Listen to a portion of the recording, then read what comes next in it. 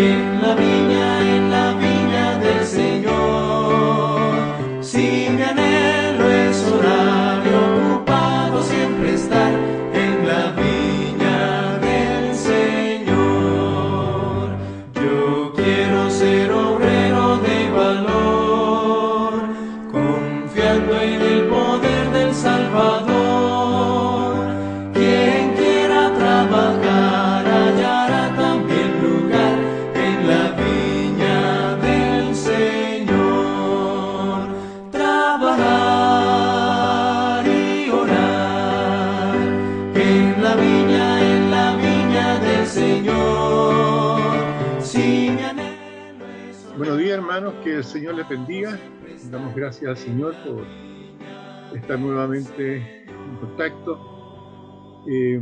La transmisión de hoy día va a ser diferente a la de otras veces, ya que por razones de fuerza mayor no podemos transmitir hoy desde la iglesia. Este mismo mensaje sí se está entregando en vivo.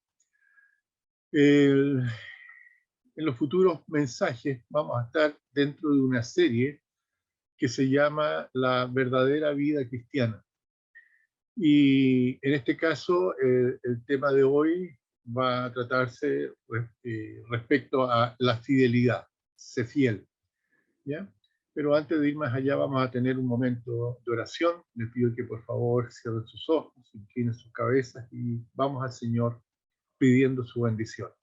Padre Santo, damos gracias, Señor, por este momento. Damos gracias, Señor, porque usted nos ha dicho que donde hay dos o tres congregados, usted está siempre ahí en medio de ellos. Le ruego, Señor, que usted bendiga a cada uno de los que está participando en este sermón, que nuestras vidas, Señor, puedan ser escrutadas por usted, que nos pueda ver, Señor, si hay pecado en nosotros, por favor, pedimos que usted nos perdone. Queremos llegar a su presencia, Señor, de manera digna, por medio de la sangre de nuestro Señor Jesucristo. Y también pedir, Señor, que si hubiera alguien sin Cristo, hoy también sea el día de salvación.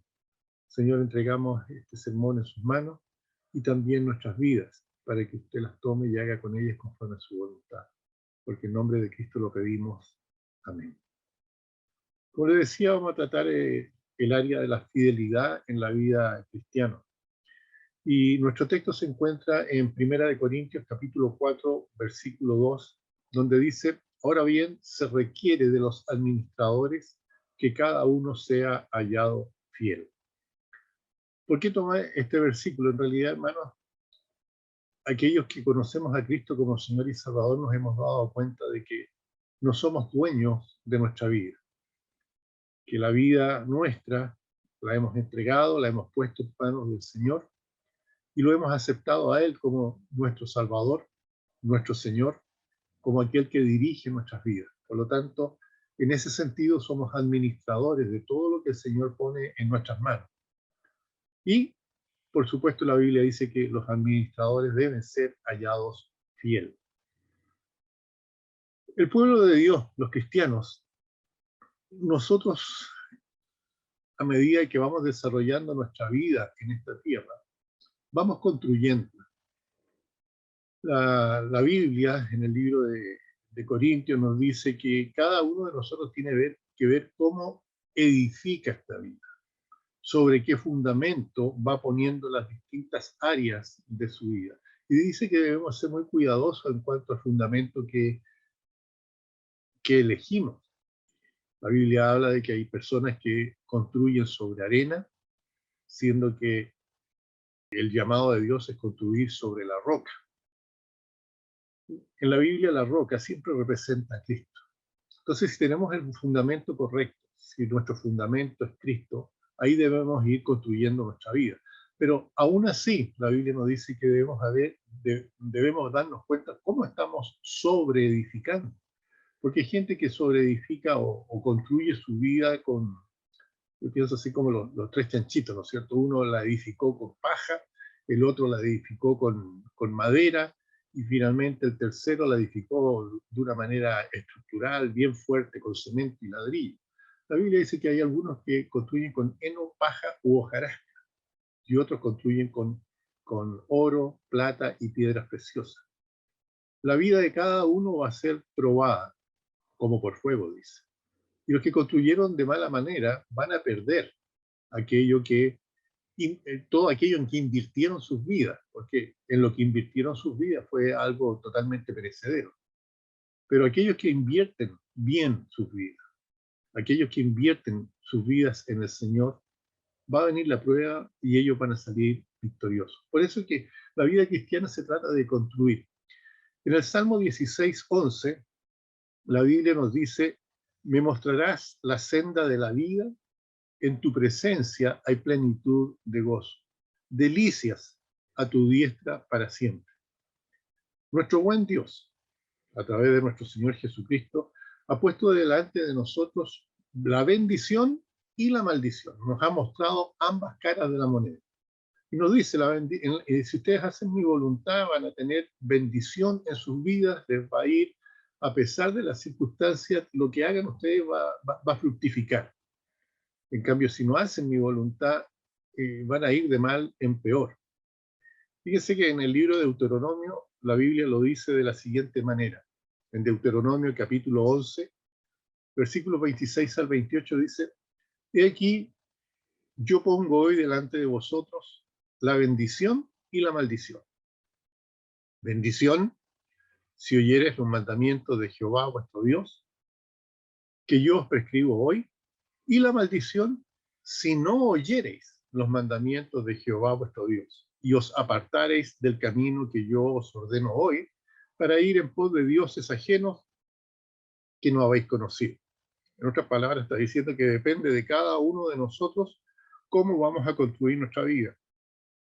Si la vamos a construir llena de bendiciones, o nuestra vida va a ir de mal en peor. Vamos a vivir como bajo una constante maldición.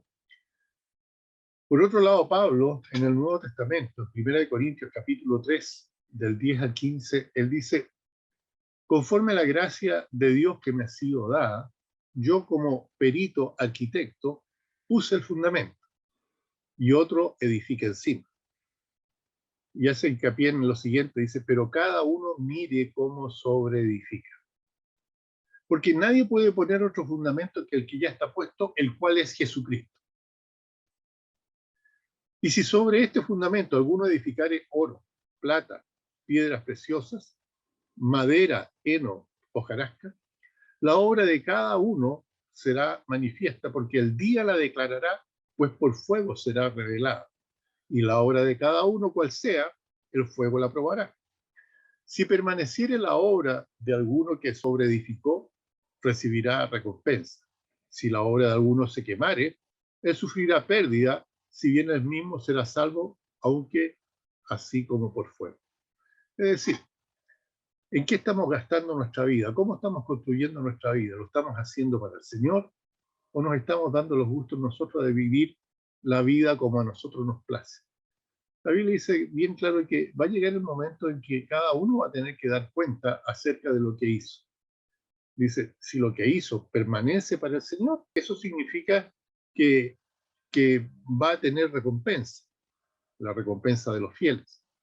Pero si aquello en lo que invirtió su vida no sirvió de nada, va a sufrir pérdida, aunque él puede ser salvo por fuera. Por ejemplo, un ejemplo de esto podría ser el ladrón que se arrepintió en los últimos momentos al lado del Señor Jesucristo en la cruz. El ladrón le dijo: acuérdate de mí cuando estés en tu reino.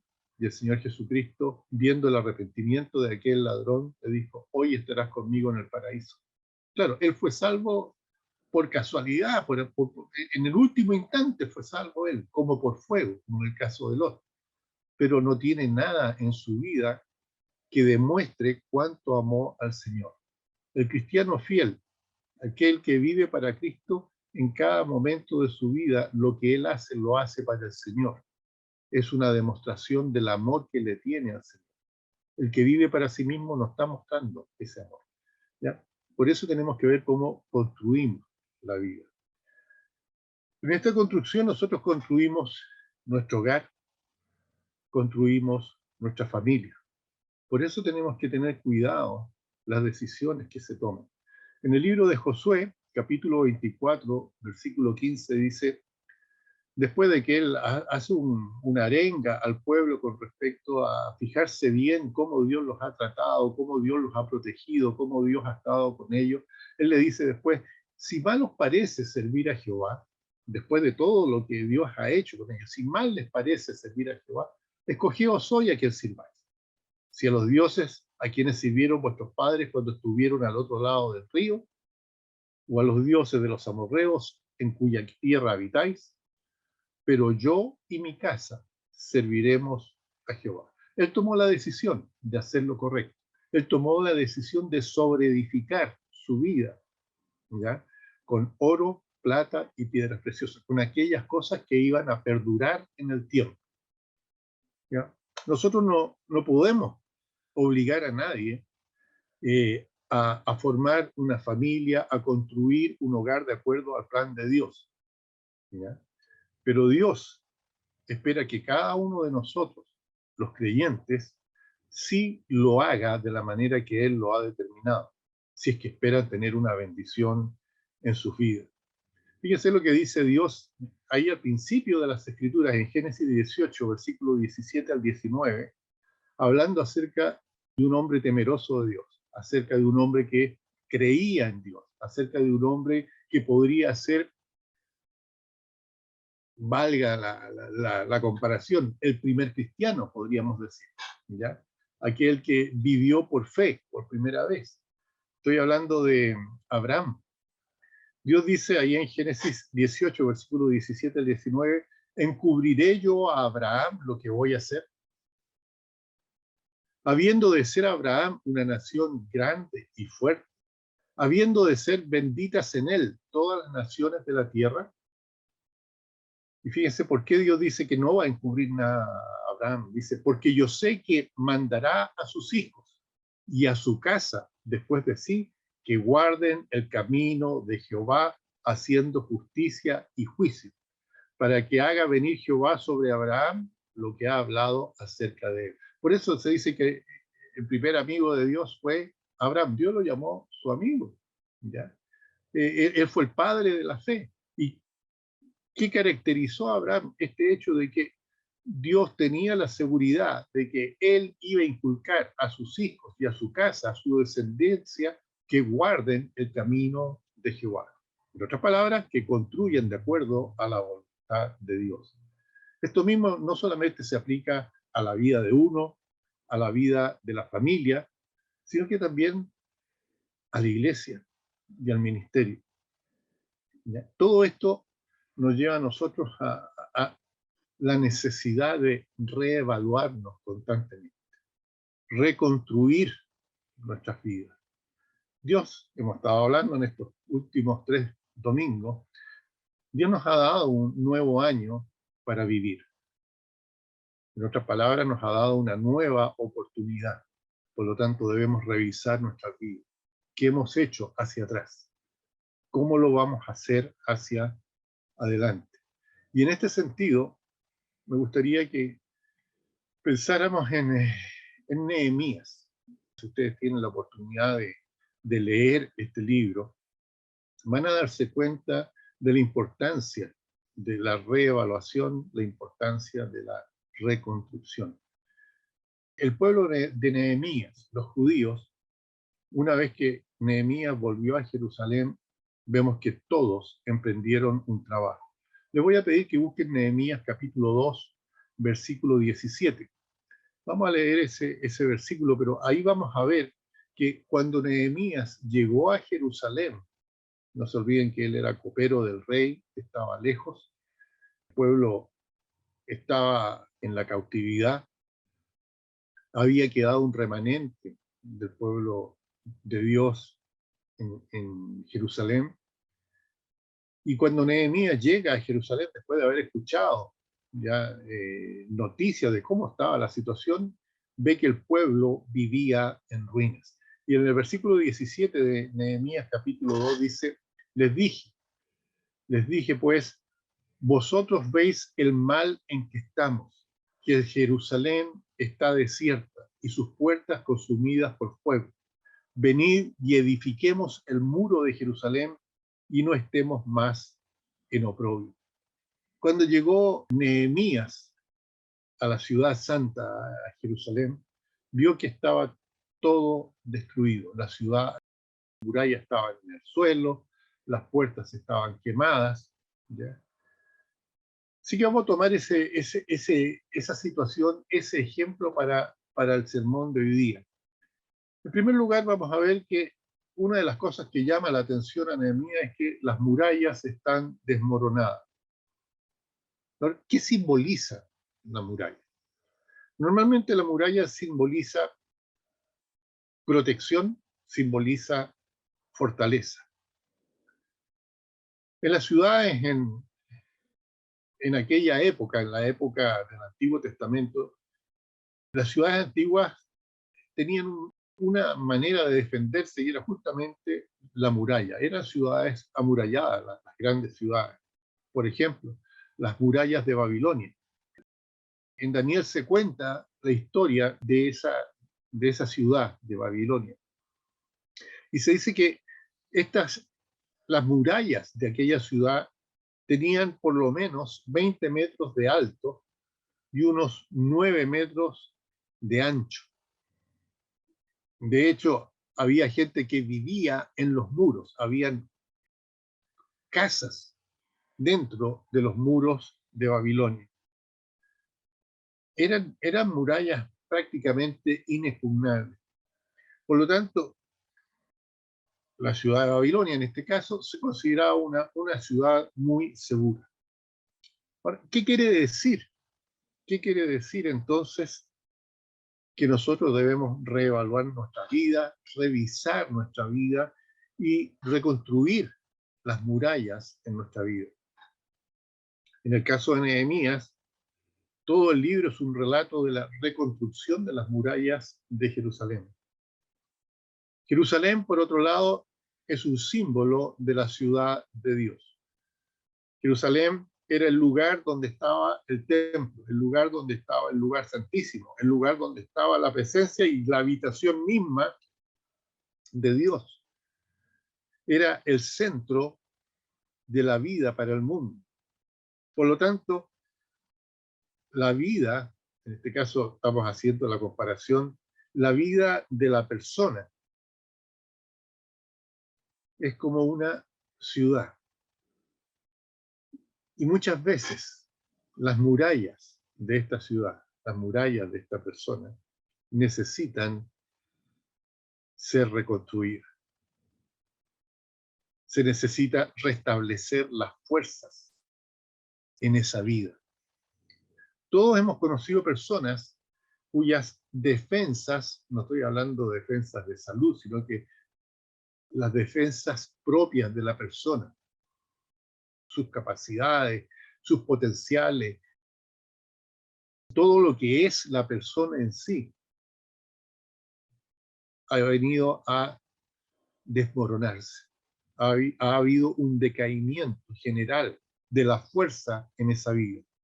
Personas, por ejemplo, que se han decidido a vivir en las calles, teniendo la posibilidad, ¿no es cierto?, de tener una familia, personas que pudieran, si quisieran, volver a vivir con los suyos, pero deciden alejarse, apartarse, vivir como parias, teniendo la posibilidad de tener una buena vida, ¿ya?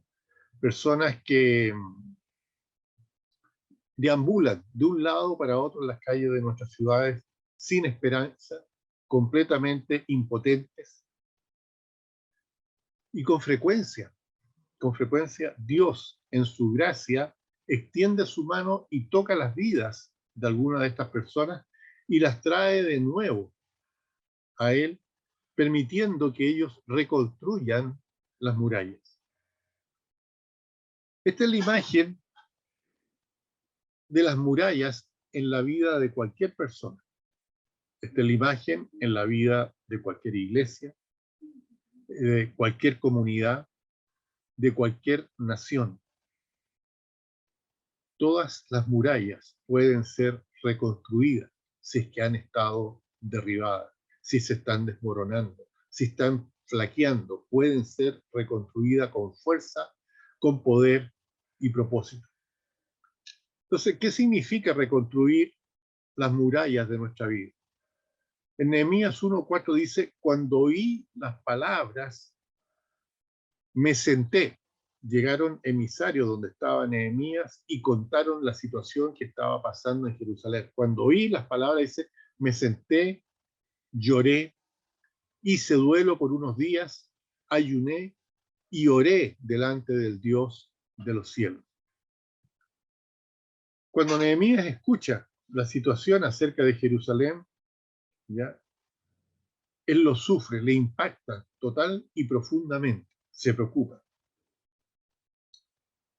Podemos ver nosotros que nosotros no vamos a lograr reconstruir las murallas de nuestra vida. Usted no va a poder reconstruir las murallas de su vida hasta que usted haya llorado, se haya dado cuenta de la situación en la que se encuentra su vida, la situación ruinosa de su vida. En otras palabras, hasta que usted no reconozca su estado.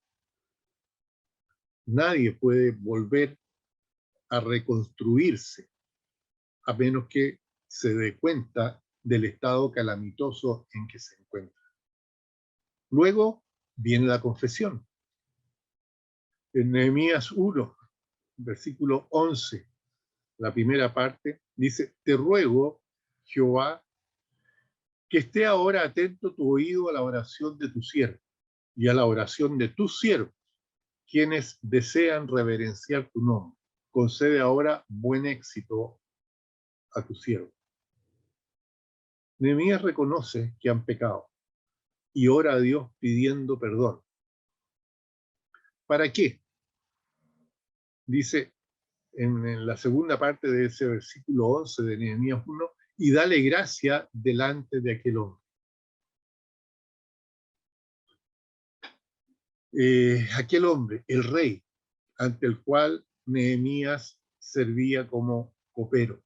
Nehemías 11, la última parte, dice, en aquel entonces yo servía de copero al rey.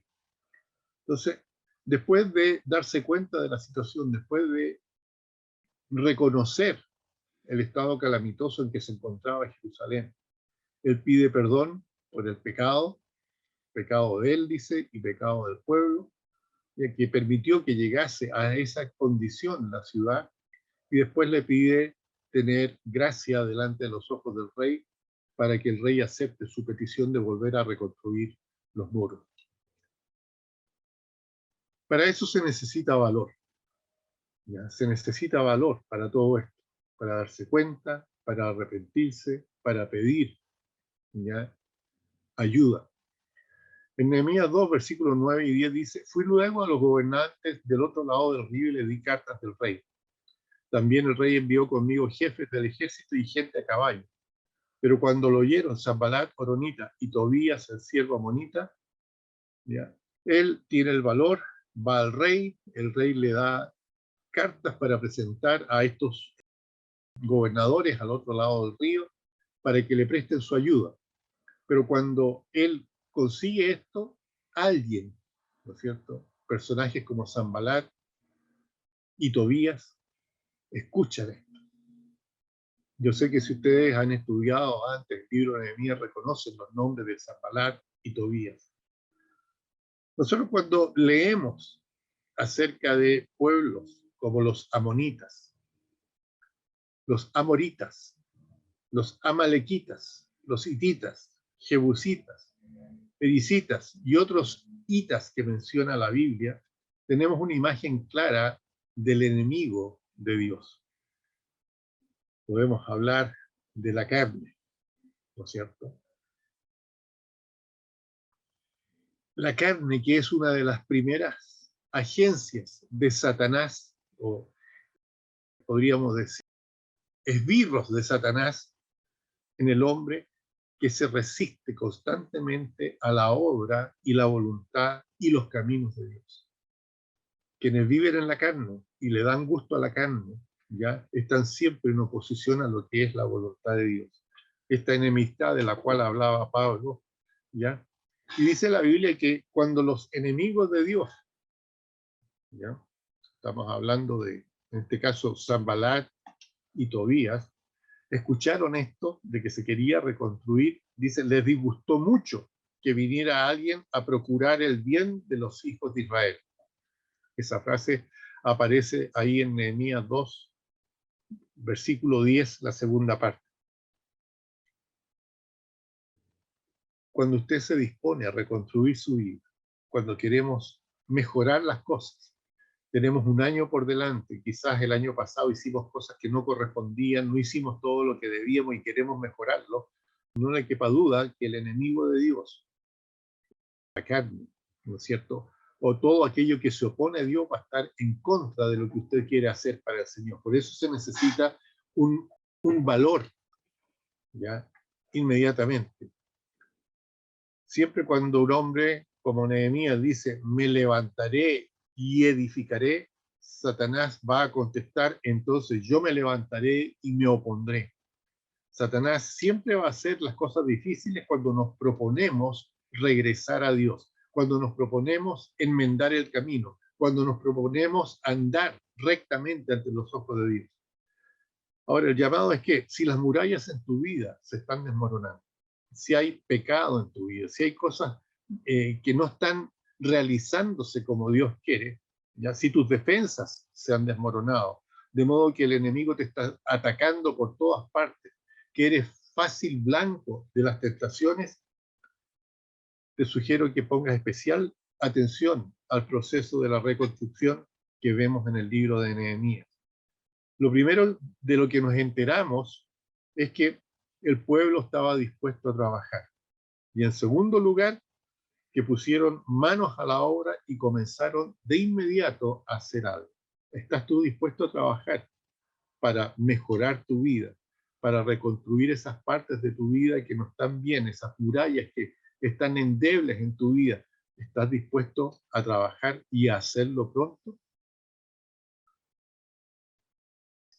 Ojalá que sí. Lo primero que vamos a ver aquí es que no solamente las murallas estaban destruidas, sino que también las puertas estaban quemadas. No se saca nada con construir o reconstruir las murallas si no se arreglan también las puertas. En Jerusalén habían 10 puertas, 10 puertas. Y en este proceso de reconstrucción de los muros, se le asignó a las personas que vivían cerca de los muros que repararan esos muros y arreglaran las puertas de acceso a la ciudad. Cuando nosotros leemos los capítulos de Nehemías, por ejemplo, en el capítulo 3, especialmente si ustedes lo quieren leer completo, el capítulo 3, van a ver estas 10 puertas y nombres para cada una de estas puertas, nombres hebreos que son muy importantes. Me gustaría describir esos nombres para nuestra propia edificación y sacar así una lección para nuestras vidas. En primer lugar tenemos la puerta de las ovejas. Esto aparece en Nehemías 3:1. Esta era la puerta a través de la cual se traían las ovejas a la ciudad para ser sacrificadas en el altar. Esta puerta de las ovejas, sin duda, representa al Cordero de Dios, cuya sangre fue derramada en la cruz por nosotros y por lo tanto revela ese principio, el principio de la cruz. Hermanos y amigos, la cruz siempre es el punto de partida para fortalecer tu vida.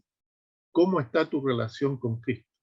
¿Es Cristo tu Señor y tu Salvador? Hay que partir por ahí. Si queremos reconstruir la vida, hay que partir por Cristo.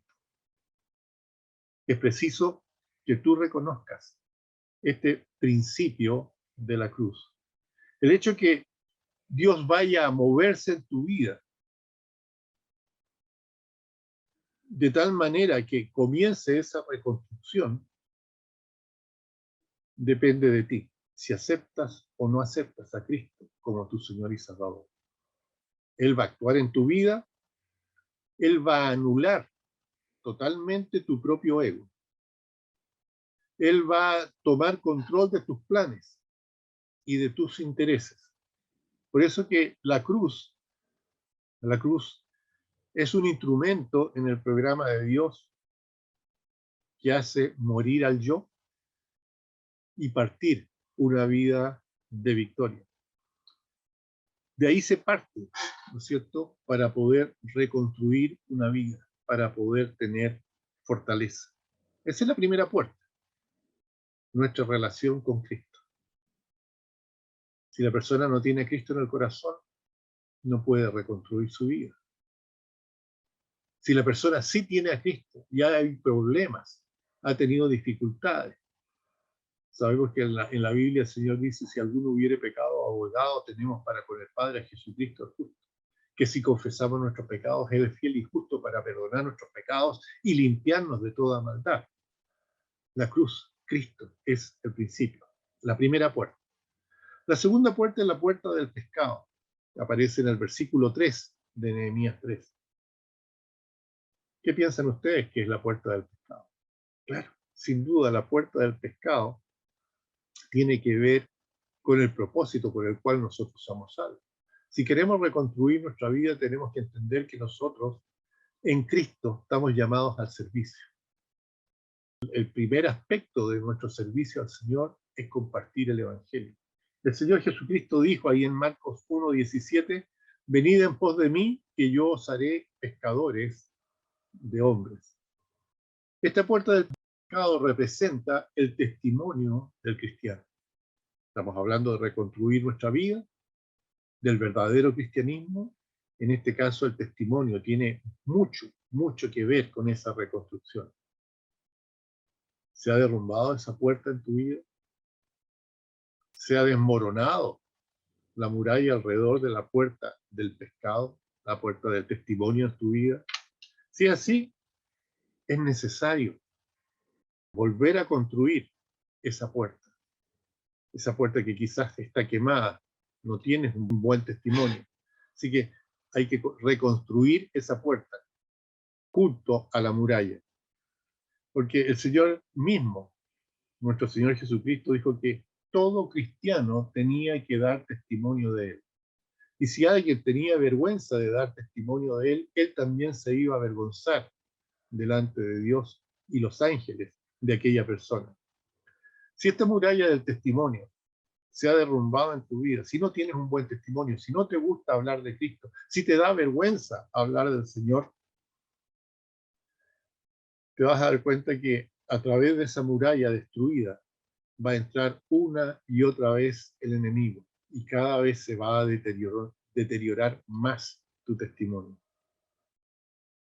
Si jamás has dicho a alguien algo acerca de Cristo, si jamás has dicho a alguien algo acerca de la palabra de Dios, si nunca ha habido un testimonio en tu vida, entonces esa puerta está rota, hermano.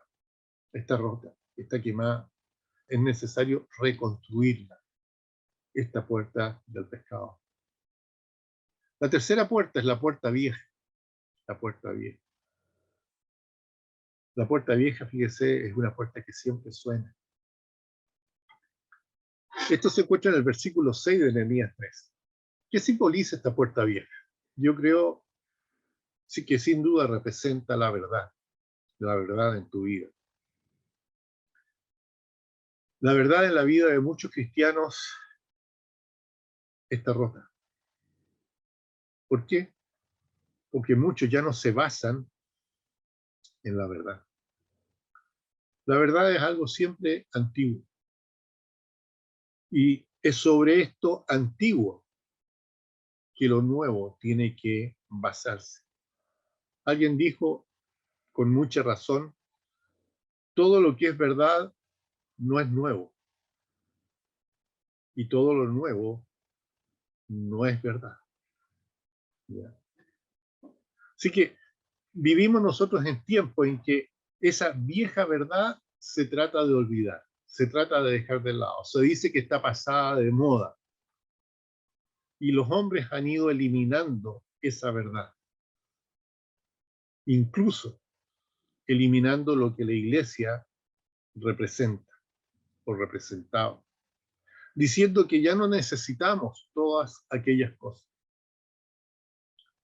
Pero hermanos, si permitimos que esa vieja verdad sea eliminada, nos vamos a encontrar con que la muralla se derrumba y los enemigos tienen libre acceso al alma. Eso pasó en la época de los jueces, donde la Biblia dice que cada uno hacía lo que bien le parecía. Cuando la verdad, esa antigua verdad, se deja de lado, ya no hay a qué aferrarse. Y cualquier cosa puede sonar como algo interesante. Hermanos, la verdad no cambia, sigue siendo la misma. Y la verdad es Cristo.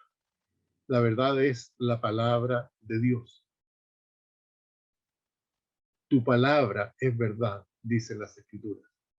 Fue verdad cuando fue transmitida y continuará siéndola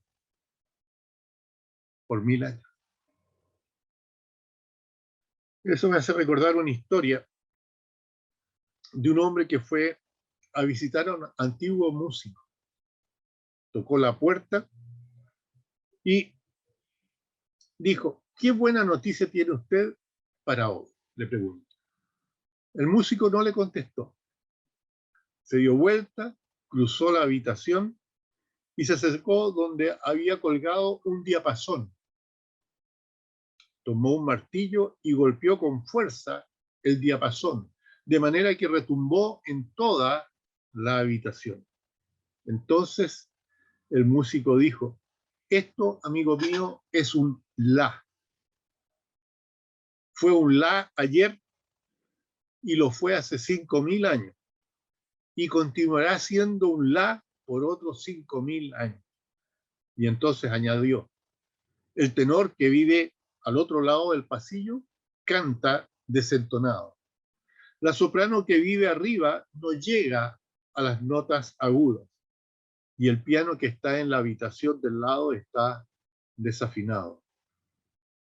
De nuevo golpeó el diapasón y dijo: este es un la. Y eso, mi buen amigo, es la noticia buena de hoy. Y eso es verdad, hermano. La verdad siempre es la misma. No cambia jamás. Necesitamos nosotros reconstruir la vieja puerta de la verdad en nuestras vidas. No permitamos que nada ajeno a la verdad entre a nuestra vida, sino que la verdad sea la puerta que ataje la mentira. La próxima puerta es la puerta del valle, versículo 13. Vemos de inmediato lo que sugiere un valle. El valle es un lugar de humildad. Piénsenlo. Las cumbres, por cierto, nos llenan de orgullo, pero el valle habla de humildad. Es un lugar de tranquilidad mental y del corazón. Dios ha dicho en todas las páginas de las Escrituras que Él está en contra del orgullo del hombre. Él busca a los humildes, a los de corazón contrito, aquellos que han aprendido que no son indispensables, aquellos que han aprendido a tener una baja opinión de sí mismos y una alta opinión respecto a Dios. Lo que Él busca es esta actitud, y esta es la puerta del valle que necesita ser reparada con frecuencia en nuestras vidas. Dice que nadie tenga mayor concepto de sí que el que debe tener. Son cosas que podemos ir arreglando. Quizás algunas de estas puertas no están enteramente funcionales en tu vida. Arréglalas. La quinta puerta es la puerta del muladar, versículo 13. Es aquella puerta donde se llevaban todos los desperdicios. Toda la basura y la suciedad de la ciudad se llevaba a la puerta del muladar. Y tu hermano, amigo, si no tienes una puerta del muladar en tu vida, estás en peligro. La basura se está acumulando por todos lados. Si la tienes y está en malas condiciones, es porque la basura la ha echado a perder. si esta puerta no está habilitada, si esta puerta no está en buenas condiciones para sacar esa basura, tu vida va a comenzar a oler muy mal delante de Dios y de los hombres. Esta puerta se desmorona con facilidad. La basura, si esta puerta no está ahí, no se puede limpiar ni eliminar. Hay que reparar esta puerta. Luego tenemos la puerta de la fuente. Versículo 15. Este nombre nos recuerda de inmediato las palabras que dijo el Señor Jesucristo a la mujer samaritana junto al pozo. El agua que yo te daré será como una fuente de agua que salte para vida eterna. Juan 4:14. Esta es la imagen del Espíritu Santo en la vida del cristiano.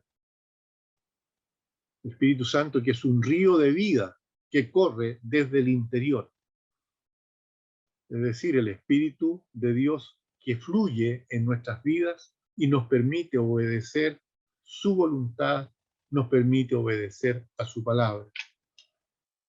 Luego está la puerta de las aguas, versículo 26, que siempre ha sido un símbolo de la palabra de Dios.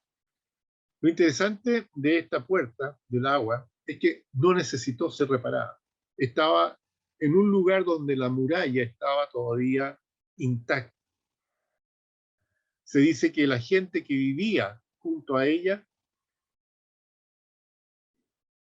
sin duda, se abastecía de la fuente y que no necesitaba justamente reparar esa puerta. Así sucede también con la palabra de Dios. La palabra de Dios nunca se echa a perder, nunca se avería, nunca se rompe, siempre está presente. Dicen las Escrituras que la palabra de Dios permanece para siempre. Por lo tanto, no necesita ser reparada. Lo único que necesita la palabra de Dios es ser usada, ser vivida, ser habitada, nada más. Después está la puerta de los caballos, versículo 28. En las Escrituras, el caballo siempre ha sido un símbolo de guerra, de fuerza. En este caso, nosotros tenemos la necesidad de batallar. La vida del cristiano no es una vida fácil. Gracias a Dios tenemos la ayuda de nuestro Señor Jesucristo, del Espíritu Santo, porque nosotros estamos en una batalla constante contra las fuerzas de las tinieblas. En Efesios 6:12 dice, porque no tenemos lucha contra sangre ni carne, ¿no es cierto? Dice el apóstol, sino contra principados, contra potestades, contra los gobernadores de las tinieblas de este mundo, contra huestes espirituales de maldad en las regiones celestes. Una batalla constante. Nosotros sabemos que somos más que vencedores si estamos ocupando la armadura, si estamos ocupando la palabra, si estamos dejando que el Espíritu Santo obre a través de nuestras vidas. Está esa puerta funcional en nuestras vidas. ¿Necesitamos repararla? ¿Estamos perdiendo batallas? La puerta de los caballos habla justamente de esta guerra constante que tenemos. Cada vez que le damos acceso a la carne, perdemos la batalla. Cada vez que le dejamos el acceso al Espíritu Santo, ganamos la batalla. Luego está la puerta oriental, la puerta del este. Esta estaba en dirección a donde sale el sol. Es la puerta de la esperanza, la puerta de la anticipación de lo que habrá de venir. Cuando todas las pruebas, cuando todas las luchas de esta vida terminen y ese glorioso amanecer venga sobre el nuevo día de Dios, esa es la esperanza bienaventurada que tenemos nosotros. ¿Ya? Esta es una puerta que tiene que ser reconstruida en muchos de nosotros. Puede que estemos pasando momentos difíciles, momentos de prueba, momentos de aflicción, y a veces nos dejamos llevar por un espíritu de pesimismo propia de los tiempos que estamos viviendo, que nos sentimos desmoralizados por la desesperación de la época. Pero esa puerta es una puerta de esperanza. Es algo que nosotros no podemos perder, porque la esperanza habla de la fe. La fe es la convicción, dice, de lo que se espera, la esperanza. la convicción de lo que se espera, la puerta de la fe. Después tenemos la puerta del juicio, en el versículo 31. Y esto literalmente habla de la puerta de la inspección, que evidentemente es la que se va a llevar a cabo en la vida de cada uno de nosotros cuando tengamos que comparecer ante el tribunal de Cristo. No se olviden nunca que en ese tribunal no se trata de condenar o de salvar. Los que vayan al tribunal de Cristo son todos salvos, pero sí en ese tribunal se van a dar galardones de acuerdo a la fidelidad con que se vivió la vida cristiana. De vez en cuando, hermanos, nosotros necesitamos examinarnos a nosotros mismos, evaluar lo que estamos haciendo, para ver si estamos haciendo la voluntad de Dios. Y esto nuevamente nos lleva de vuelta a la primera puerta de las ovejas, que es la puerta de la cruz. La cruz tiene que estar al principio y al final de cada vida. De esta manera, el libro de Nehemías nos enseña lo que necesitamos hacer para fortalecer nuestra vida. A él también encontró que la casa de Dios estaba abandonada. Al pueblo se le ordena congregarse, así como se le ordenó en la época de Nehemías, el día de hoy también. Hoy hay muchos hermanos, ¿ya?, que pudiendo ir y congregarse, no lo hacen. Prefieren quedarse en sus casas. Quizás esto que Dios nos permitió hacer, y que es llevar la predicación de esta manera a las distintas personas, está haciendo mal a algunos hermanos en Cristo, porque en lugar de congregarse se conforman con ver a través de internet las predicaciones. Pero les recuerdo, la Biblia dice en Hebreos 10:25, no dejando de congregaros como algunos tienen por costumbre, sino exhortándonos, tanto más cuanto veis que aquel día se acerca. Estamos viviendo en las postrimerías del tiempo de la gracia. En cualquier momento el Señor puede venir a buscar a su iglesia. Dios quiere que nosotros cantemos juntos, ¿no es cierto?, con energía. Eso trae fuerza a la vida del cristiano.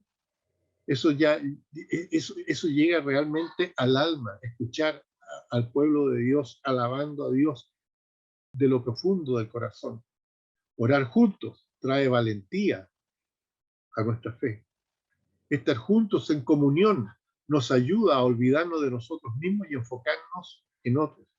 Escuchar las predicaciones, ¿no es cierto?, trae nueva determinación, produce el nuevo deseo de cambiar y ser más fieles a Dios. Por eso que la casa de Dios no tiene que estar abandonada. Pero si las murallas están destruidas, si las puertas están quemadas, no se puede pretender, ¿no es cierto?, que la casa de Dios esté habitada. El pueblo estaba robando el diezmo. Los ministros habían huido a los campos. Cada uno tenía su propio trabajo secular. A nadie le parecía importar lo que estaba pasando. Por eso que Nehemías los llamó a la fidelidad. Los llamó a trabajar de manera que no hubiera parte de la muralla que no fuera reconstruida y que no faltase puerta quemada que no fuera restablecida. Todos los individuos y todas las familias trabajaron codo a codo. Los que tenían habilidades y los que no tenían habilidades. Para todos hay trabajo y lugar en la obra del Señor. Dice la Biblia en Nehemías 4:13, entonces, por las partes bajas del lugar, detrás del muro y en los sitios abiertos, puse al pueblo por familia, con sus espadas y sus lanzas y con arcos. Se dice que hubieron 42 grupos distintos trabajando. 31 veces se dice aquí en Nehemías que trabajaron junto a él, junto a ellos. Y el trabajo progresó en un espíritu de coordinación y cooperación. El pueblo de Nehemías trabajó en tareas específicas. Se le asignaron áreas. Ninguno peleó por tener un mejor lugar o un trabajo más fácil. Hubo una disposición a trabajar a donde se le ubicaba. Para concluir, hermanos, todos trabajaron para finalizar la tarea. En Nehemías 4, versículos 22 y 23 dice: también dije entonces al pueblo, cada uno con su criado permanezca dentro de Jerusalén, de noche sirvan de centinela y de día en la obra. Y ni yo, ni mis hermanos, ni mis jóvenes, ni la gente de la guardia que me seguía nos quitamos nuestro vestido. Cada uno se desnudaba solamente para bañarse. Ninguno se fue, ninguno renunció. Hermanos, muchos creyentes parten, pero jamás terminan su carrera. Que los que no conocen a Cristo se salven va a depender de que el pueblo de Dios, que tú y yo, hermano, estemos ocupados en la obra, reconstruyendo murallas, arreglando las puertas. Debemos volver al trabajo, hermano, y ser fieles. La verdadera vida cristiana comienza con la fidelidad. Tengamos un momento de oración. Padre Santo, damos gracias, Señor, por este momento, por poder escudriñar su palabra. Realmente queremos ser siervos fieles, Señor. Vemos un hermoso ejemplo aquí en el libro de Nehemías. Vemos, Señor, que todo comienza y termina con Cristo. Por eso hago el llamado a aquel que está escuchando y aún no ha tomado la decisión de aceptar a Cristo como Señor y Salvador, que abra su corazón, que se dé cuenta de la situación en que se encuentra, que vea su vida en las condiciones en que está, que pida perdón por sus pecados a Cristo, que acepte a Cristo como Señor y Salvador y comience a servirle con fidelidad, que comience en esta nueva vida que Cristo le ofrece. Y a los cristianos, sabemos que muchas veces nuestras murallas son débiles, muchas veces nuestras murallas comienzan a deteriorarse, muchas veces, Señor, permitimos que el escombro entre a nuestras vidas. Ayúdenos, Señor, a reedificar, a reconstruir, que cada día nosotros desechemos lo malo y apliquemos lo bueno, que cada día seamos mejores que el día anterior, que nuestro servicio sea un servicio fiel para la gloria de Dios, porque en nombre de Cristo lo pedimos. Amén. Que el Señor les bendiga, hermanos. Espero verlos nuevamente el próximo domingo. Yo te sirvo porque te amo, tú me has dado vida a mí. No era nada y me buscaste, tú me has dado vida a mí. Vidas hechas pedazos te llevaron al Calvario, tan cruel tu amor será mi anhelo, tú me has dado vida a mí. Yo te sirvo porque te amo, tú me has dado vida a mí. No era nada y me buscaste.